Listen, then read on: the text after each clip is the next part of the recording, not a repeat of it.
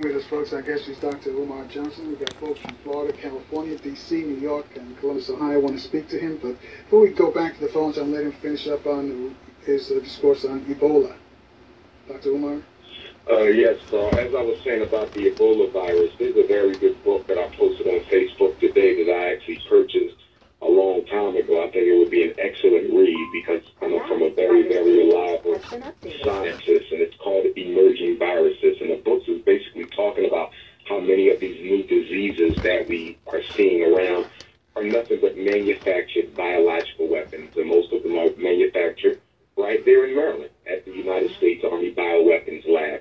Look at the timing of this most recent Ebola outbreak.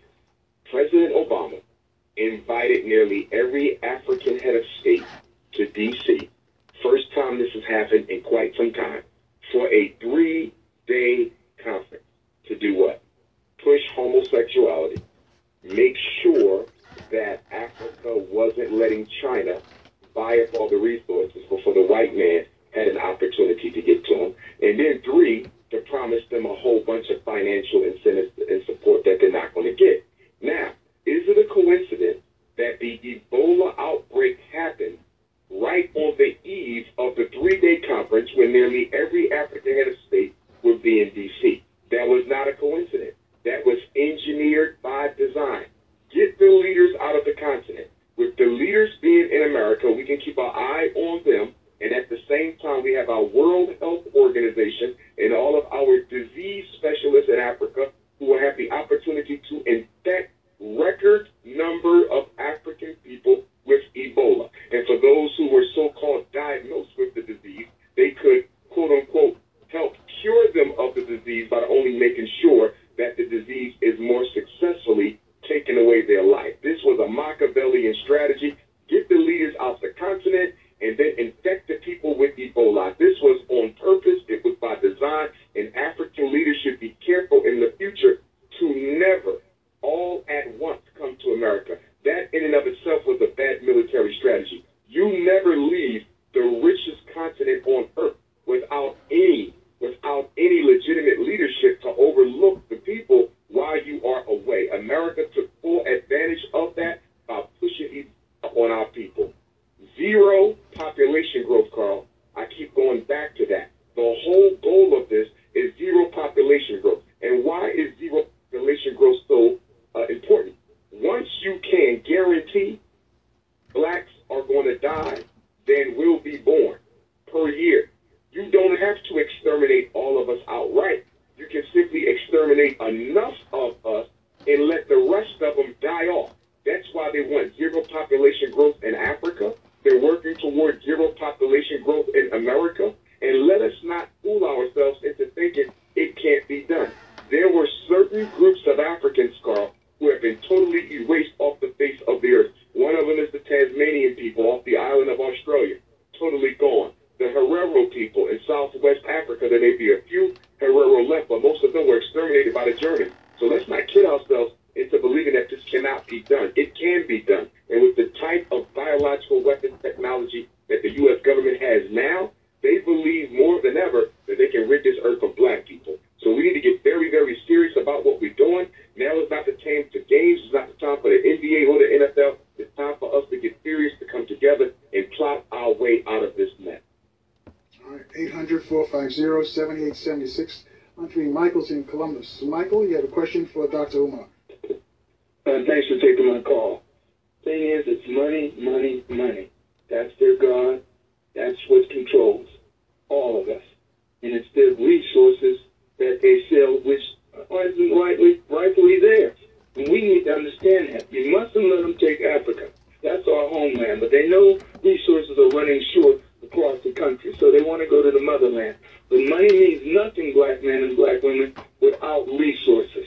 And until we get our own, then we can pull out and create our own way of currency and let this... Michael, do us a favor. Put in a question for him because a bunch of folks want to speak to it. Question is, can we, when the time comes for calling, bring attorneys together and make them face up to the racism so we can counteract everything they've ever done?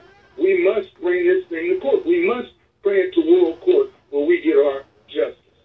All right. Can we do this? Can we get attorneys? Umar, are there any attorneys out there willing to do that kind of pro bono work?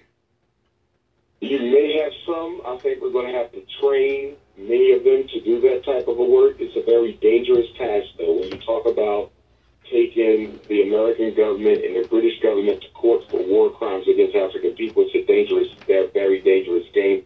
It's something that got Johnny Cochran murdered, as a matter of fact. So, yes, we must do it. My brother is correct, but we must also keep in mind that it's only a strategy. It is a strategy. Because what we want to do is we want to exhaust the legal apparatus that exists on the global level before we start stepping outside of it to get things done. So, yes, it is a strategy. It is something that we must do. We should have been doing it. Marcus Garvey began doing that work. Malcolm was at a point of doing that work when he was taken away from us. And, yes, it is time for us to go back to that, to thinking as a nation within a nation. We are a nation of people, and we have to begin to mature our thinking so that when we relate to ourselves as a nation, regardless of what we want to call it. We don't need to have a 100-year debate on what we want to call ourselves, but we are a nation within a nation, and we need to start conducting our legal, our economic, our political affairs in that manner.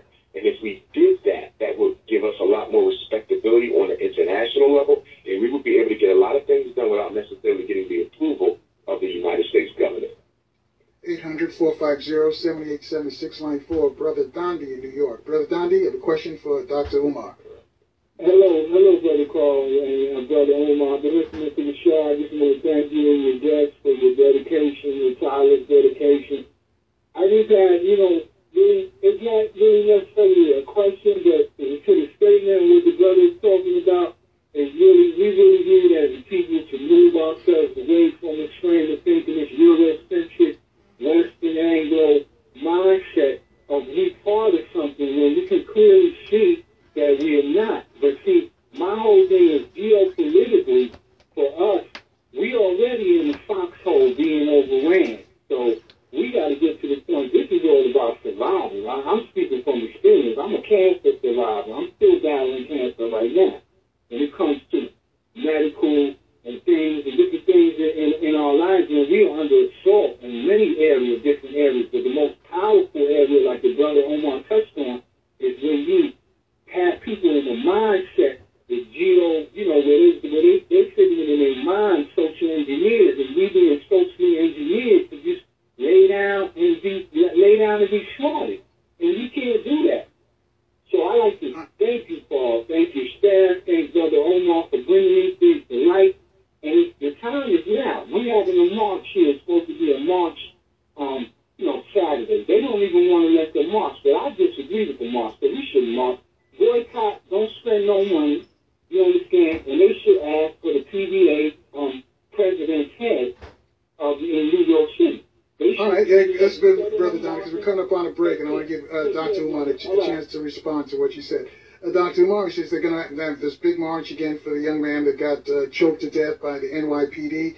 If we should march, what should we do? Because some people say march. We should, and I'm going to tell you why we should. Of course, many of us know that the marching isn't going to do anything about bringing justice to the young man. But the marching call is more for us than it is for the law. It's more for us than it is more for the system.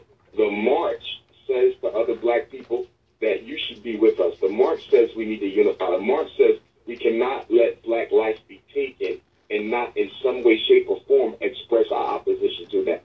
So marches still serve a very necessary function in the black community, because the march shows other black people that some of us haven't given up yet. And that type of positive energy is very intoxicating, and it can spread. So yes, I still defend marches. No, they're not going to do anything. The marches are going to do anything about justice. The marches are going to do anything about eliminating police brutality. The marches are still very important, because it's one of the few symbols that we have to let other black people know that we are still out here fighting and that we need your help. So yes, they are still important. 800-450-7876, line 5 is Reginald. Reginald, you're on with Dr. Umar. Is Reginald there in D.C.? All right, let's go to line 1. Tina's in California. Tina? Not hearing Tina either. Okay, let's keep going. Lay down the lines. Go to line 6. Justin's in Florida. Line 6, Justin's in Florida. Hello, my name is Justin. Dr. Umar, I had a question for you. Do you think that in your time, and for Africans over, 40 or whatever, do you think there is a revolution that you did for them, or should we prepare and teach the revolution to the younger generation, including myself, to prepare against African genocide? All right. Thanks, Justin. Hang on, Doc, because we got to take a quick break. 800-450-7876 to speak to Dr. Umar Johnson, who will respond to young Justin's question in about 2.5 minutes. 1450 WOL. And thank you for staying with us, folks, and our guest, Dr. Umar Johnson. And before the show's over, we're going to tell you how you can help Dr. Johnson get the school that he's trying to do for young black youths. And so happens you have a young black man just called in from Justin from Florida. So, Dr. Umar, I'll let you respond to his question. Yes, before I do, Carl, I wanted to remind everyone that we will be celebrating 100 years of the movement started by the Honorable Marcus Messiah Garvey, the Red, Black, and Green movement, the largest Pan-African movement in world history. We will be celebrating 100 years, the centennial of Garveyism, this Sunday, this coming Sunday, the day after tomorrow, in Washington, D.C., at the Thurgood Marshall Center. Again, that's Sunday, Washington, D.C., Thurgood Marshall Center. Doors open up at 2 o'clock, and the program will go until about 7. So 2 to 7 on Sunday. We want everyone to come out. There's going to be different speakers. There's going to be spoken word. There's going to be music, vendors, live entertainment. So make sure you come on out this Sunday, 2 to 7, Washington, D.C. We'll be celebrating 100 years of Garveyism. To answer the young man's question, I would say this. None of us know when the revolution is going to begin. You can't really put a date on it. What you have to do is prepare yourself. So when it does come, you are ready. And so I would say to that question that, yes, we who are 40 and up, which I'll be in 2 weeks, God willing, we have to begin to train the youth, but we also have to prepare and train ourselves, because when the revolution comes, it includes everybody. It includes the elders. It includes the babies. It includes the women. And why is that? Because no life will be spared by our oppression in the struggle for African redemption. No life will be spared. And since no life will be spared in the struggle, no life should be spared in the preparation and in the work for that struggle. So we have to get ready. We got to prepare our young people in case we're not around with them. They will be able to lead a successful struggle against white supremacy. I totally believe that World War III, Armageddon, will be a battle between Africans and Europeans for who's going to control this planet for the next 100 years. I fervently believe that. That's why we got to get in shape. That's why we got to eat right. That's why we got to stop giving our weapons back, that we need to start training with our weapons. We need to buy more of them